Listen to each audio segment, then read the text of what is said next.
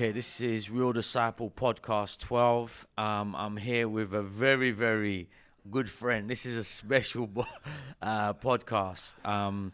Pastor Simeon here. And so let's just jump in and just, Simeon, how did you get saved? It's got saved. I've been coming to church a couple of times, getting prayed at the altar, maybe in 1990, but I wasn't really serious. I just laughed at everything, and I felt sorry for my sins, but there was no repentance. And I just continued living the normal life that every sinner lives. I made some serious decisions that I thought I was actually going to die. Oh, really? Yeah, I did, and I can't get into it too much. Okay. But I made some serious decisions that I thought I was actually gonna die. Then that got me into a spin where I was just on my knees regularly in the house, crying and weeping and praying, God help me, God save me. I did one funny thing. I filled up the bathtub and baptized myself.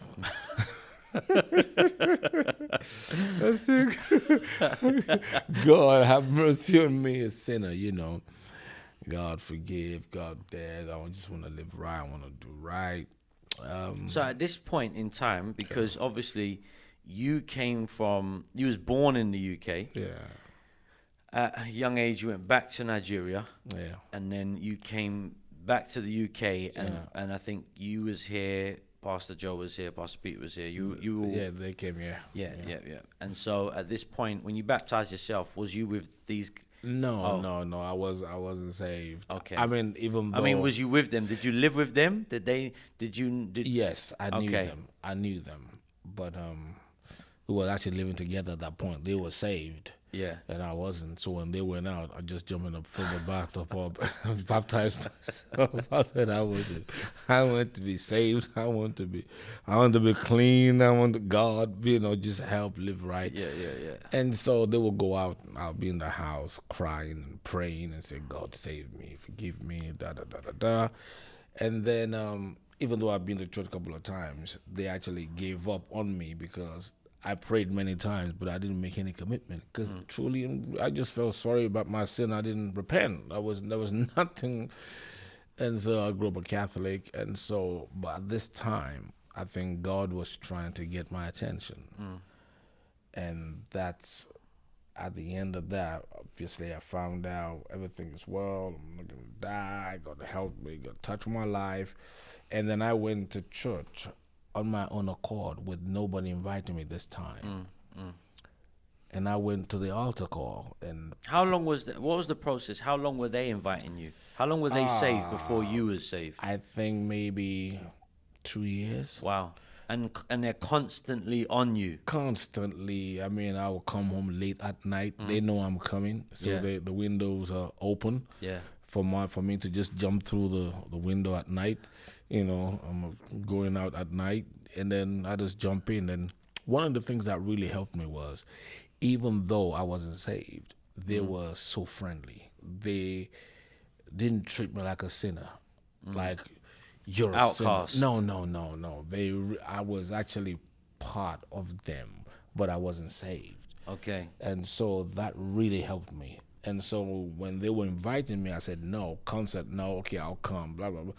When my cup was full up, the only place I could run to was where they've been inviting me to. Yeah. It's funny, I didn't go to a Catholic church that I was in. I'm a Catholic. I ran straight back to that church. They were doing a revival. I prayed, gave my life to Christ. I can't even remember who led me to Christ. I just prayed at the altar. And ever since... Would it have been Pastor Paul Stevens was preaching? No, it was actually another pastor who's no longer... Oh, it was during a revival, you said, sorry. He's no longer in the fellowship. That was that revival that I really made the decision that I am literally going to follow God now all the days of my life. And ever since then, I'm following Christ. So the battle began since I think 1990. Jumped in the baptism pool myself and did it. Everything was just going. I think so. 1991. I really, really, really, really said, this is it. God's given me the second chance to live. I'm gonna live this life, and I'm gonna follow Christ. And even when I was going through that hard time, even the funny thing is when I was when they were witnessing to me, there was this Boys to Men song that I used to change. That one day I know I'm gonna preach the gospel, and I wasn't really saved, and I was just telling them I'm gonna preach the gospel, and they'd laugh at me, but God was breaking me in, and so when He finally got my attention and saved me, I knew shortly after that I'm gonna preach the gospel. The thing that I find that I like, I want to pause on a minute, is that here is these two guys who are saved. They're living with this other guy, and they're constantly witnessing to him.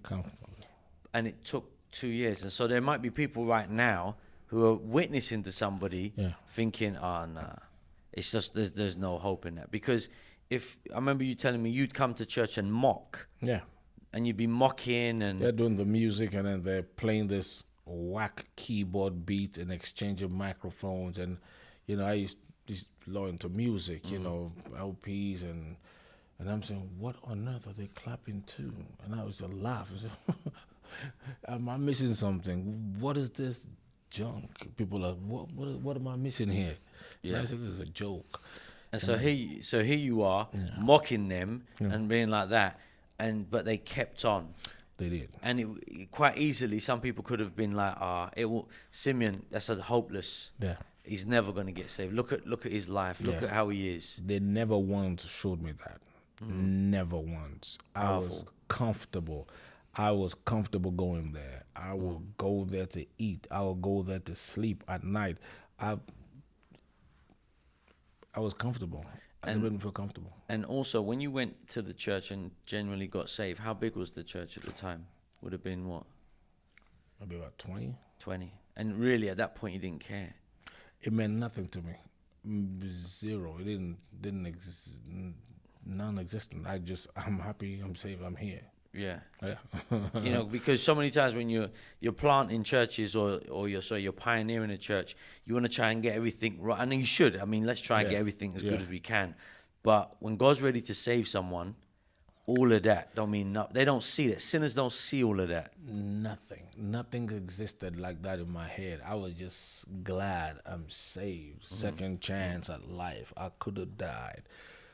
My God, I'm just happy to be there. So I didn't even... It's after years that you even believe that people count people in church, right? Yeah. That didn't even occur to me that people count people in church. I just knew I was there. I'm saved. I'm glad to be saved. That's it. Yeah. And so, how long was you in church before you got married? About 4 years. 4 years. And so, obviously your wife is Harriet. I always hear saying that Harriet is, because really and truly, I got saved 96. So that would have been about 6 years after you. When I came in, obviously, it was really you, Pastor Peter, Jay, Joe, these were like the main guys. We'd hear all the stories. Pastor Carnegie had probably been there about a year. And so Harriet was like one of the first people, I think, to get saved in the church. She got saved in 87. 87. Wow. That was when the church, that's the inception of the church. And so she got saved and how old was she when she got saved? 13. Wow. Again, that's something that I think if I'm honest, I'm out and a 13-year-old gets saved, I'm overlooking that a little bit. I'll be honest with you. It's like I want, and not only that, a 13-year-old woman, a 13-year-old girl. Sorry, I like God. I'm here for men. Yeah. Not knowing, here is this woman who is gonna enter into who's gonna bring a lot of people. Yep. It's gonna enter into destiny. And all of these little stories that you find, you realize, listen, don't overlook nothing. That's very true. Don't overlook anything. Just keep doing what God told you to do. Very true. Work with what you've got. Yeah. Because you don't know how this is going to play out. As a matter of fact, what happened, and when I was in Ghana, it's a little boy coming into church. Little boy running around church. I'm saying, who's this kid? He shows up, I think maybe when there's fellowship food. He just, who is this? But I'm just glad he's at church. But I didn't stop him. Who is this? He brought his mom. His mom brought so many people. Wow. And today people are in church because of that little 5-year-old boy brought his mom, who brought other people. So a 5-year-old came to church. Running around. I feel like, why are you running around church? But I'm glad he's in church. He only shows up when there's food. And I just leave it alone. I said, just leave this guy alone. He seems to be happy, and just leave him alone. Then he brought his mom. His mom said, what church are you? And he brought his mom, and his mom brought so many people. Wow. And when I'm preaching in church, I'm saying, because of this little kid here, this is happening. And so when you said about my wife, 13, just how God works sometimes, it's just how he builds his church is just amazing. So just so we get a little bit of a chronological order, your wife comes in. Who does she bring? She brought Emily. Who's Pastor Peter's wife? She brought Juliet. Simeon's wife. I mean... So she brought Juliet, Dimitri's wife, and Nicole, Kofi's wife. Yes. Wow, that's amazing. They all went to school together. So and they all, when I came, I think really they were probably the solid women in the church. Yeah, one ministry, singing ministry, praise and worship ministry, and okay, so you said you were saved about 4 years before you got married? Yeah.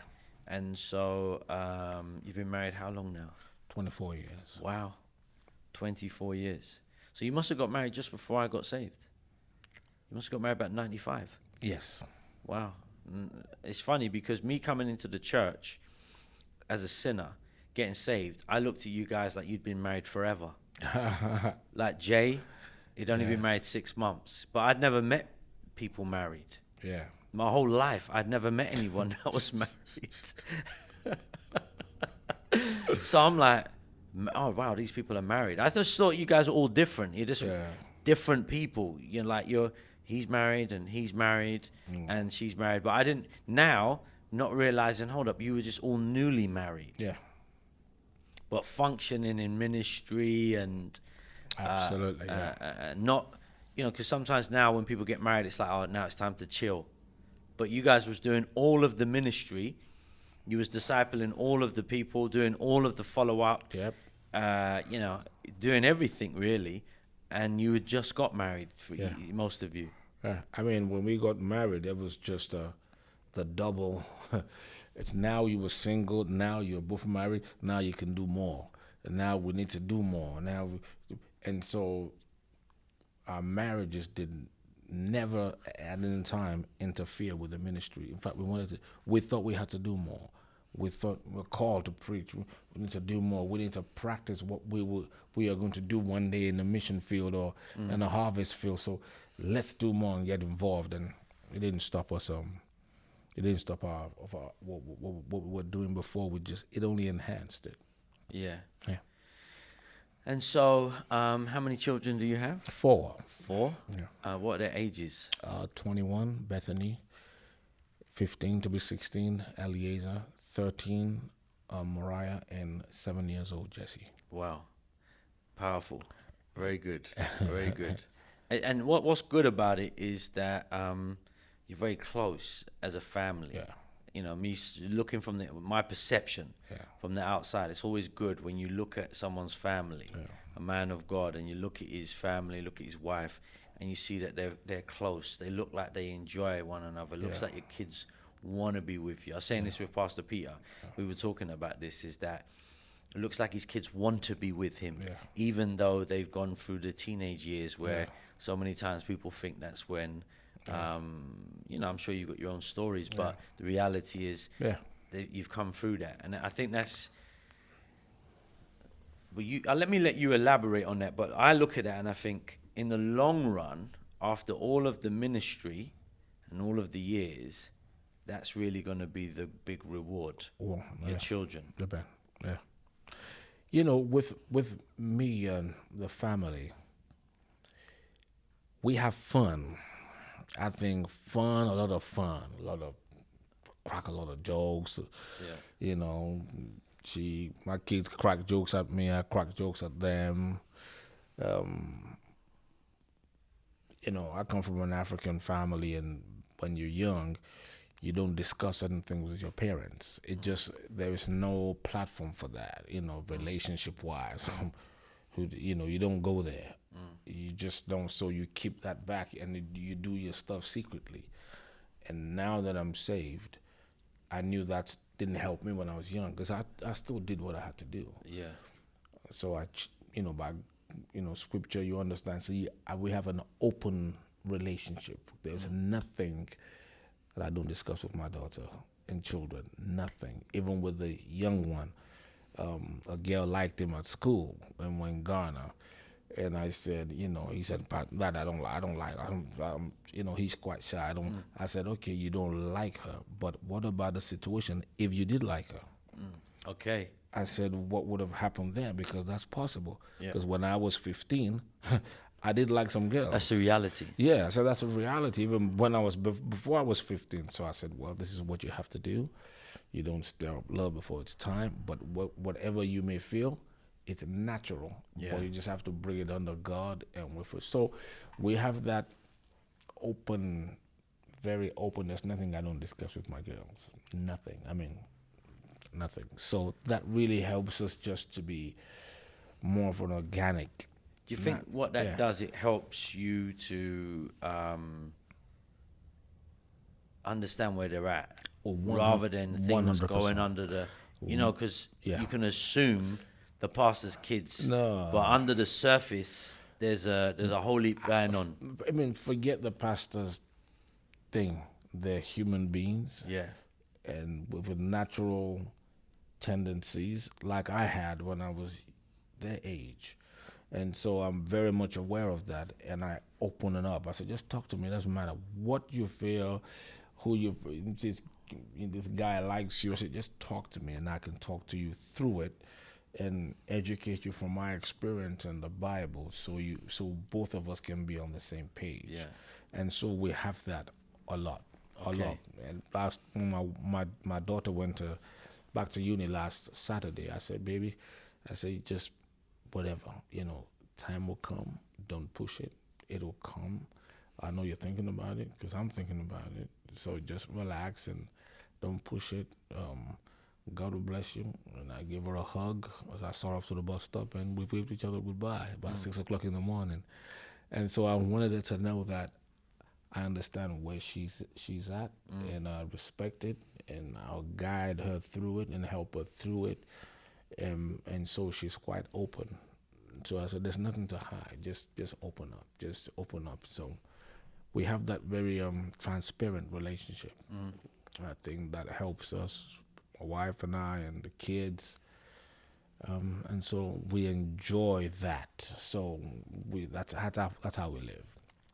Yeah, I mean, I think that's probably good advice. Something you said, I'll pick up on it, is that you said with your son, you remember at that age what you was doing. 100%. And I think that's the thing with young people, when you got to look back and think, well, when you was in primary school, you wanted a girlfriend, boyfriend. Absolutely. And this is 2019. Oh, so what's goodness. going on now? I mean, if they were doing that in the 70s, Yeah. what's going on now in the school? And so for you to ignore it and just be like, look, look, just come church and sing, put on a tie, and hey, you're living in Mars, and that's gonna give the enemy even more advantage. Because he has they're working. These things are working in them. You have to respect that, open it up, act like you're human, just like they are. Yeah. And you can't let pastoral thing blind you and make you forget when you were 15. They're still babies. They're 15, and I was once 15. So I think that helps closeness. They come up to me and tell me stuff that they would not normally do. They will come up and talk to me about things. What about this? How do I feel this? I'm hearing this. And so I said, no, that's normal. And you don't get angry. You get real. You Very get good. real. You know, you don't get angry. You just get real. And, you know, and that helps them to be more open and ask you questions instead of getting the information wrong from somebody From else. someone else. Yeah, I think in all areas of life, authenticity Very true. is always going to be eye opener. It's always going to be something that people will open up to. Yeah. You know, pastoring, Yeah. parenting, Yeah. anything. When you think, hold up, you know, what was you like when you was 5 months saved or 6 months saved? What was That's going correct. through your mind? That's correct. You know, and That's so correct. Yeah. you put yourself. I think Pastor James Wilkins, he preached a sermon one time about my sin is ever before me. How you don't forget Yes. where you've come from. Absolutely. Because sometimes you can, when you've been, say, 5 years or 10 years, you can squash everything that you've gone through. Like basically you got here in the first year. Yeah. And then for the last 9 years, you've been the same. Yeah. But the reality is you was nuts for the first 5 years. Absolutely. And then you slowly started to get your act together. Yes. And so when you're dealing with someone who's been saved 2-3 years, remember where you were. Absolutely. Remember what you was going through. Very true. Very true. You have to be very real like that. You Yeah. have to be, and I just tell my girl and my boy, listen, it is what it is. Just tell me what it is and we can discuss it. I've been through it. I've struggled through it as a teenager, and so this is your time. And I even told him, I said, listen, simple because I'm saved and a preacher doesn't make you saved. Yeah. I said, if you're not saved, you're not saved. Yeah. Yeah. I'm not going to assume that you're automatically saved because I'm a Christian and born again, I'm a pastor. Yeah. You may not be saved. And I led my children to Christ a number of occasions when they didn't feel they were saved. I said, don't feel no way, you're my child. Yeah. Saved or not saved, you're mine. And I'm going to love you because you're mine. So if you're not saved, we'll pray a sinner's prayer. And if you're saved, praise God. And I led them to Christ a couple of times. And now when I talk to them, I say, yeah, I'm saved. I really, sure. If you're not, you're not. It's okay. You're my son, my children. Yeah. Yeah. And, you know, so Bethany really gave her life to Christ, and Elias has done the same thing. So the young ones are growing up. I think Mariah's almost there. Jesse answered the altar call the other day. Oh, wow, He did really? it twice. So I think maybe he just doesn't, you know, but obviously just growing up, and so he'll get there. But didn't you tell me you used to keep visiting the altar when you first, Many times. like father, like Okay, so let's here you are, you're in church, you've been married a few years, and you know you're called. You said very early on you believed that God had called you Yes. to preach. And so when did the Ghana thing happen? How did it happen? I was in the car with Pastor Peter, and he said, "Hey Simeon, would you go to Ghana?" I said, "I'll go now. From this car, take me to the airport, and I'll go." It was an opening in Ghana there. What gave you that assurity? Was there something that already happened, or was you just like, No, because if they asked me to go anywhere, I'll just go anywhere. If they just because asked I me. knew I was called, Yeah. I just jumped at it. Okay. And then when I got home, I said, "Hold up a minute, I didn't even pray about this. Okay. You know, what's happening here?" Then I spoke to, I think Pastor Stephen was around at that time to preach revival. Okay. And I asked him, I said, "Pastor, what do you think? You know, this." He said, "Well, it's an open door. You're called to preach. And that's it." And, you know, I said, "Okay." But but behind that was, I didn't care. I knew I was called to preach. I was in the body for a long time. How long was you in the body for? About 13. 13 years. Yeah. Looking back, before we go on, do you think that really helped you? 1,000,000 times over. Because I'd already seen the church grow from 20 to nothing, to what it was.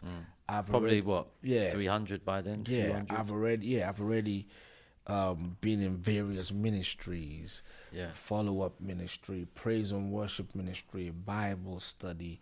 I've been out with Pastor Carnegie on many occasions to Yeah. minister to people. I always call him, Pastor, whenever you're going out, please can I come with you? I'm off today. So I've been to prisons with him. I've been to pray, ask questions. Pastor Simeon had questions. I've already seen so many things, reality of ministry, so Yeah. to speak. And so when I did get to Ghana, it was not possible for the devil to tell me that it can't be done.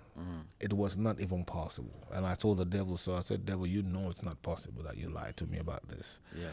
And so I had the confidence and I had the faith and the trust because of what I've seen. Yeah. And it Yeah. really, really, I had a picture, I understood reality about church Okay. to a great extent because of Yeah. my involvement with those pastors. Okay. And so, when was that when you went to Ghana? 2004. And you was there for how long? 14 years and 7 months. Wow. And you've only been back just over a month. Yeah, but back on the 17th of January. Just over a month. And you're in Brixton now. Yeah, I took over the Brixton Church 3 days afterwards. 17th, I came on 20th. Okay. Yeah. And so, so you get to Ghana. I believe you took over. Yeah. The church had just started. Yeah. How long had the church About been 18 there? months. 18 months. So really, really just started. Yeah. And was 2 there? years maximum. But Okay. Yeah. Okay. And so here you are. You're in. Had you ever been to Ghana before? No. Never been to Ghana before. Your wife is from Ghana. Yes, she is. In her ethnic origin, but she had not. Was she born there? She was actually born in Ghana. She was born in but Ghana. She came when she was young. Okay. Yeah. And so you get there, and what was the things that you would say that you had to adjust to? That you would say very quickly you realized this is different. The speed of things. Okay. The speed of things. It was a slower pace. Yeah. That was the main thing. The speed. The culture wasn't new to me because Africa is Africa. Yeah. So I wasn't. The environment was not a shock to me. No. The food is the same food, but just done in a different format. The food, the heat, the clothes, the clothing, all of that stuff was quality, the standard of living. Everything was pretty much what much you'd the known same. in Nigeria. Yeah, so that wasn't new to me. There was a cultural difference, but I already knew, the Nigerian thing, Ghanaian thing. Yeah.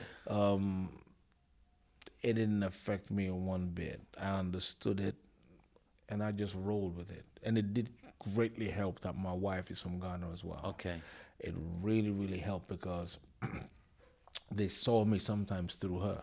Okay. So it did help me a lot, and I could speak little of the language, and so I get away with it. Okay. And so What language was it? Because there's Chi and Ga. Okay. And so I got some few lingos. Bit of both, yeah. Yeah, a little bit of Bilingual. Yeah, a little bit. So I throw it in, but if the conversation gets too deep, I just say amen and fade away. Okay. But James, can you throw some words in? we did it before you. Oh, really? You were Yeah. out there. So she really also was a great asset in that respect. It really did help. So you this thing comes up, this offer comes up to go to Ghana. You say yes. Yeah. You had the total confidence that your wife would not resist. 100%. I knew she would go. Okay. She may have, but I knew all of that she would go. And when you spoke to her, what was her? I can't really remember. I think the same thing. Maybe there was a little bit of, wow. But she never one time resisted. That would have been a Wolfenstow conference, wouldn't it? Yeah. It was a She Wolfenstow. never one time said no. Never. No. Never. And so, what are some of the things you would deal with? If say like you was raising a guy up in your church and he was going to be a missionary, what would be some of the things you would be telling him about? I will tell him, you better go very deep with God because you are going to be tested and you're going to be way away from home. And if you're not grounded in you with Jesus, you will be taken apart.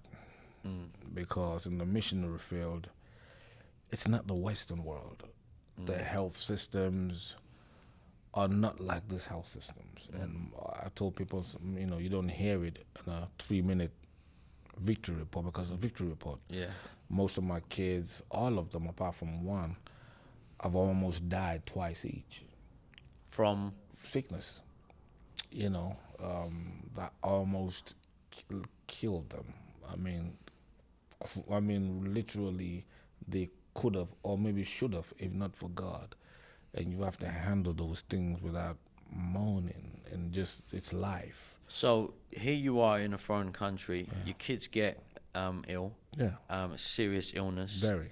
At that point, does it go through your mind that I need to come back? Never.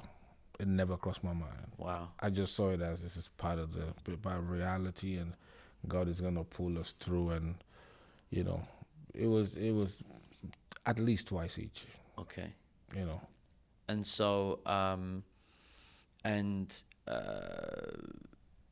so you're telling the guy basically he's got to be strong with Jesus. He's got to know who he is and why he's there, and what God is saying to him. He can't.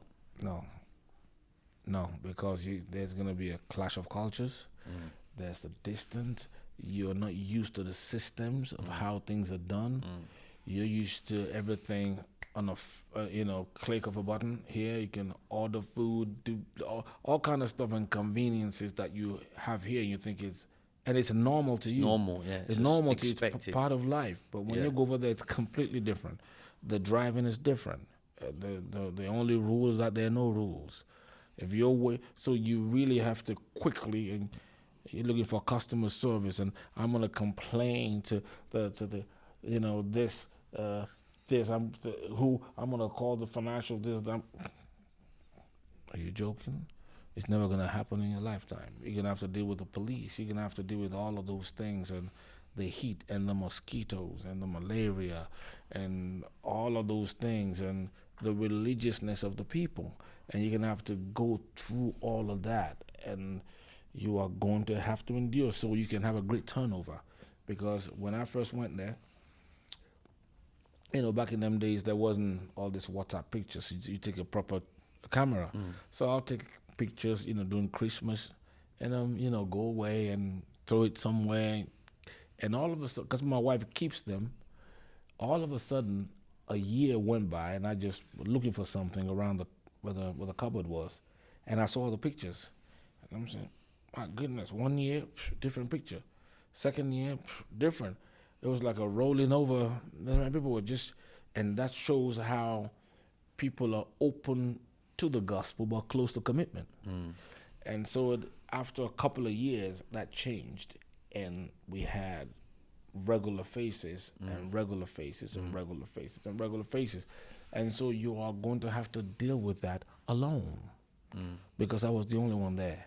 Yeah, that's what I was going to say. When you went to Ghana, there was no Potter's House. No, not one. In Ghana. And how many is there now? There are about 7. Wow, yeah. Amazing. 7. So is that, I mean, even though you don't feel it from a negative perspective, would you say you do feel it like you're the only one here in this nation? So you gotta. You know what? It's a reality. I didn't feel that. I just said, I'm here. Just continue. Yeah. Just continue and just function. And you hear sometimes where people think it can't happen. You hear that sometimes, Ghana's too religious. But that didn't. People saying this church ain't gonna take off. It's too hard. The nation's too hard. I heard that a couple of times, but it didn't mean anything to me. Number one, I've seen South London grow.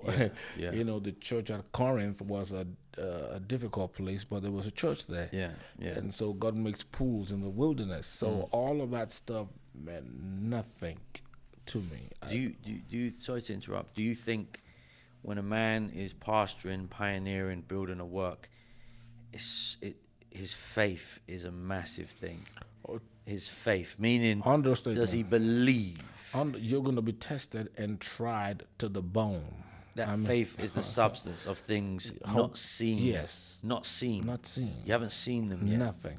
Substance of the things hoped for, the evidence not seen. of things not seen. Not seen. But you can see it. Yes. You have your evidence, which is your faith. Yes. You are going to be properly. I mean, no church came only after, the first church came after only 7 years. We've been there. So you are going to be tried and tested. And the only thing you have is you know that you are called. What would you say? I mean, obviously, with your children's health being a tough thing, but what would you say some of the things that you've seen there that would be like, yeah, I see many people dead on the street. I took a guy to the hospital, was extremely sick. I thought he was gonna die in the car, so I had to take somebody else with me as evidence. Oh, wow. So I'm not seen as a suspect who killed him.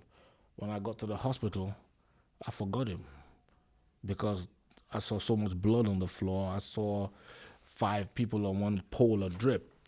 People on the floor. I saw a girl outside waiting for the doctor. There was no doctor. The doctor didn't come on time. By the time he went outside, she's dead, and he walked away. And so the guy I took that I thought was gonna die, I had this strange faith that he's not gonna die because of what I saw. Picked someone up from the street who was beaten badly. They thought he was a thief, so we were going to the RH. I picked him up with the other guys, took him to the hospital next door. I left him on the street, flies, smelling. I put him in there. He gave his life to Christ on a Wednesday. We saw him on Saturday. On Friday, he died. You know. What's the thing you were telling me about when you said you was doing a funeral? Yeah, I wasn't feeling too well that day, so, you know, a lady in church died, very sad. The doctors killed her, basically, giving her water therapy when she had some serious kidney or liver failure. And so I wasn't feeling too well that particular day when I had to go and bury her. They had to hold my hand down the hill. I had to make sure I spread my legs wide open in the stands where I don't fall over because I just couldn't stand. Finished on that particular day, 36 people were being buried. So we conducted the funeral. After they took the coffin, they put another coffin there immediately because next, and so we took this lady and buried her. We were going downhill. They had to hold my hand so I don't fall over. I was dizzy. As we were burying her, she was in the middle. There was another burial simultaneously on the right and on the left, so I couldn't hear myself. 3 pastors conducting the funeral. I just did sign language, buried her, and went off. And that's like standard. That's standard. No one's batting an eyelid at that. No, you know, because 36 people were buried that particular day on that Saturday. Wow. And so, I mean, seeing that, coming from that, with the hospitals and the doctors, do you think when you come here and you see people complain, when you see people complain, what do you think? You know what? I mean, obviously, it's each to his reach. Yes. Each to his reach. We understand that. But, I mean, let's look at it on the same level. Yeah. What is it? Number one, I have to respect, it's all relative. Yeah. In a way, as you said, you know, here, once you grow up here, that's your mind, that's your standard, that's your reality. But me coming from there to here, in my head, even though I understand it's all relative, but in my head I say, you don't know how good you have it. You know what I'm saying? Yeah. If you look at it in a bigger picture, you realize how fortunate and how blessed you are. But you know, you don't throw that at people because that's not their reality. No, that's not their reality. You know, but But like, there can be a case for ingratitude. Absolutely. There can be a case being made, you know, for those. And I'm speaking to myself. Yeah. I'm born here, lived here my whole life, you know. God can call me wherever He wants me to go, but this is my home. This is all I know. Yeah. There can be an ingratitude that yeah. creeps up on you, and where you don't realize that 90% of maybe people out in other places are suffering. I'll tell you this. Since I've been back, there is a level of convenience I'm not used to. This is convenient, man. This is convenient. Even though I wasn't inconvenient because I was looked after a lot by my mother church. Yeah. But there's a level of ease of things. I'm saying, I'm not used to this type of ease and this convenience here. Just one click and everything. Come on, where's the inconvenience? Where's the struggle? Where's the struggle? Where's the struggle, man? Where's the grind? So once you live in this type of environment, you're used to that. Yeah. For me coming from there, it's like. And I don't think we should be deliberately trying to make our lives harder. Never. But I do think that we should be grateful. Even the driving here, I'm saying, goodness me, the driving here is easy. I'm not stressed driving. People complain about the driving here. The driving is easy. I have to go on I'm looking 20 miles an hour, 30. I said, I'm used to, rally driving. All them roads. Roads. Where you've got to twist and turn. And one way. What do you mean one way? It's a road. Just go on it. And so, Didn't you experience a bit of an incident with driving? Yes, I did. I was, funny. I'm going to be honest. What happened was, I was going to pray in the morning. Yeah. And I'm going to be honest, because it's a lesson for everybody. Help all of us. Help us, Jesus. And so I heard a voice telling me, because I used to pick one guy up on my way to prayer meeting. He's a neighbor, just dropping by the main gate. Yeah. So I said this to him, I don't want to pick anybody up. I want to go the other way so I can be praying in the car. I want to pray in the car to the prayer meeting. So I had to pick him up. So I went the other way. And as I was driving the other way, as I was doing the curve, they had put gravel on the floor, on the ground, the street, they knew. So I lost control. And on the main road, my car just tilted all on its side, legs dangling, and my car completely mangled. My days. People ran out and they had to push the car back on its four legs, and I couldn't go prayer meeting anyway. I had to go back home with a mangled car, learn the lesson, just hear God talk to you. and so that was that. But I'm very fortunate, I had no scratch. Nothing happened. Did it still move? It works. It's still yeah, so they just pushed it back. Yeah, they pushed it. Yeah, and then you just drove it. And I drove it back in the house. No points on the license, no arrest, nothing. Nothing gone. You just go home. Just go home, man. Just go home. No police. No. It's all good. Okay, so let's talk a little bit about you being in Rotherhithe, and just because I've known you as long as I've been saved. Yeah. About 23 years. You was the first. No. This is what happened. I got saved. I came to church on the Wednesday. Yeah. I didn't pray, but I liked the church because there was young people in it. I came to church on the Sunday. I came to church on the Wednesday, and then Jay introduced himself to me and said, we've got a Bible study if you want to come on a Friday. And you was doing the Bible study at Jay's house, if you remember. Long time. Yeah, and so he was your assistant. Wow. And so I remember coming to the Bible study, and I saw you talking about Jesus, and I was like, wow, this guy is passionate about Jesus. And I never forget that. Like, I was like, this guy is so passionate about the Bible and about Jesus. And I'd never seen a young man, passionate about Jesus. And something gripped me. Like, what is this these people have got? Because all I had seen is like songs of praise, Yeah. Christianity, and people wearing like sandals and socks. Yeah. That type of. And listen, if you want to wear sandals and socks, roll, keep doing it. But so for me, coming from South London, I was like, I don't want to live. I can't get with that. I'm not relating to that. Yeah. But here I come into this area where there's young men, and they're passionate about Jesus, talking about the Bible with some fervor and energy. I don't know what you was talking about, and I think I didn't even agree with it at the time because I was just like, somebody. That's it. Somebody said the scripture about Genesis where I will bruise his heel, and someone said, oh, that's talking about Jesus. I was like, that could be talking about Jesus. That is nothing. Yeah. They didn't mention Jesus That's there, right. and you went, no, that's right. That's what it is. And I was like, what are they talking about here? How could someone's head be Jesus' heel? And, Yeah. And what's going on here?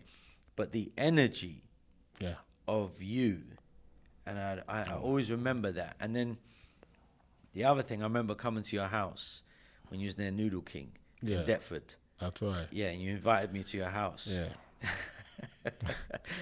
we had a nice meal. Yeah, and you basically did cook 2 different foods. Absolutely. So you had some Nigerian food because you didn't know, and so I don't know if you had some chips. Yeah, I had some fish and chips for me, man. I knew you couldn't handle that one. And I remember because I had never. This is actually crazy. I had never been to a Nigerian person's house in my life. In my life. My goodness. Until I came to church, I'd never met a Nigerian person. That's, that's just the way it was in the UK. Everyone was Jamaican. And then I come and I see that. And I always remember, here is these people inviting you to their house. Yeah. And they're being very kind to you. And I was like, almost, what do they want from me? Yeah. It was almost like really strange. Yeah. Super, super strange. And so what did you see at that point in time? Because obviously for a long time, it was just really you guys. Yeah. And then Peter comes in, Jason comes in, I come in, Tops comes in. Did you guys, what was going on? Honestly speaking, I just saw it as you come to church, hey, let's be friends. Let's draw this gentleman closer. Let's befriend him, show him love, and just enjoy Jesus together. That was it. Just, hey, he's new, he's coming. Hey, let's invite him. Let's encourage him. Let's enjoy this. Let's be a family together. Christ is the common denominator. Christ. Hey, he's part of the family. Come home. Know my house. Let's get closer because of Christ. That was it. A guy comes to you, he's a single guy, wants to be a missionary. Yeah. And he's like, what qualities do I look for in a woman? Because I would have thought that is going to be critical. Too critical. Based upon how you've had to live in Ghana. That's a twofold to the answer. Question, I think. I think when a man wants to looking for a wife, the quality of the woman, she must be able to live.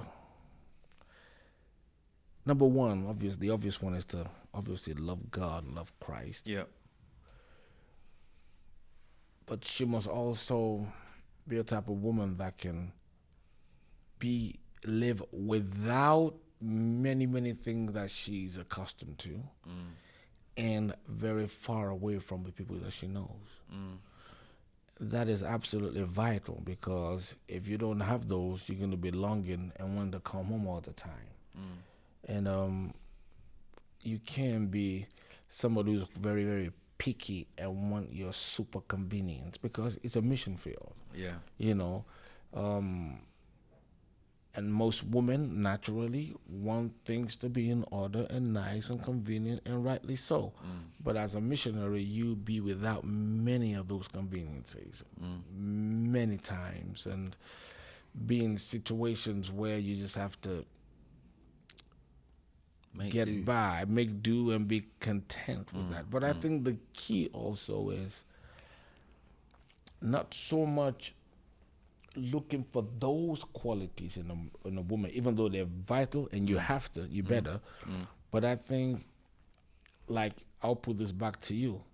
I've seen your wife a lot of times. I've known your wife for a lot of times.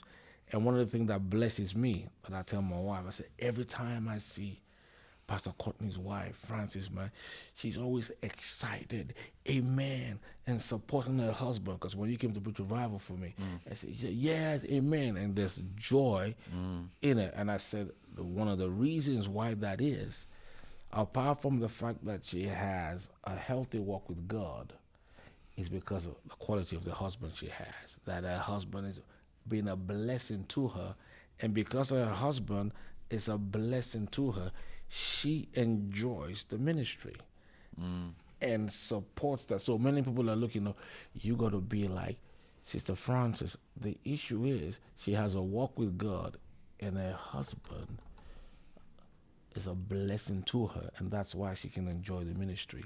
So I think if you look after your wife and be a friend and just enjoy, then they will enjoy the ministry, and you will see even more. They just blossom like a flower and be very supportive in the ministry. But I think one of the things that attracted me to my wife was she was not a troublemaker. I liked that. I liked the fact that she didn't cause trouble in church. She didn't fight anybody. She didn't, I can't handle trouble. I can't handle troublemakers, man. When I see trouble, I just I want peace, man. I remember you said to me when I was a single guy, you said, Courtney, when you go home, you need peace. Yeah. You said, Courtney, when I go home, I have peace. Yeah. It's true, man. And so he said, you said to me, when I go out in the world, the devil's attacking me. You preach on the streets, the world is attacking you. Sometimes the flesh is attacking you. Yes. But when I go home, I need peace. I have peace. Yes. And I always say jokingly that, you want a wife, not a knife. And I think vice versa, a woman wants a husband, not a husband or house bondage, just so vice versa. But I think that attracted me a lot to my wife, with that easygoingness and ease, no problem. I liked that, and that's still there till today. And it really, really, really, really, really blessed my home and blessed the ministry. She doesn't give me trouble, man. Yeah, I do think I have tried. I don't know if I've succeeded, but I have tried to show my wife that you're first. Yes. It's God, then my wife. 100%. And then everybody else. Yes, very true. Church and, yes. and ministry. 1,000% true. Everybody else. Yes. And so very important. Family, everything. It's God, Francis, and then everybody else. 100%. And they have to see that. Yeah. Demonstrate. So I hope to be able to communicate that to her. And I've always thought as well, Wandsworth can get another pastor. Yeah. But Francis can't have another husband. 100%. And so I think, I do. I mean, I do think that there is an importance there. And so, okay, we kind of want to bring it to an end. And so now, being back in the UK, how do you see the UK has changed since you've gone? Honestly speaking, it hasn't really changed in terms of structure, or it's more expensive. The more rules. I gotta be careful when I drive. Apart from that, there isn't. The only thing that's negatively changed is there's so much, obviously, knife crime and all the other stuff, that nothing really has changed apart from those things. That's the most glaring thing that I can see has gone a little bit way out there. And so I know that you really, really loved Ghana. 100%. I know that you really enjoyed it. Yes. You loved the people there. Yes. You loved the church. I mean, no doubt. I wasn't sure whether you'd ever come back, I'll be honest with you. Neither did I. And so But now you're here. Yeah. How do you feel about the UK? Honestly, because I know it's God and God's time. I mean, I loved Ghana. I could have lived and died there. I was telling people, I said, if I die in Ghana, I want you to bury me in Ghana. You know, I told people in church that because I loved the place, I loved the people, and credit obviously to God and my mother church who looked after us.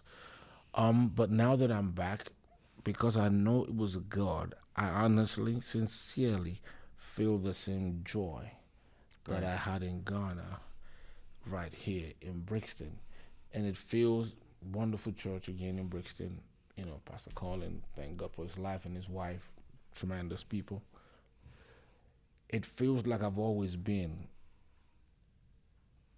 in Brixton, Wow. even though I've only been there 20th of January, just less than 2 months. Wow.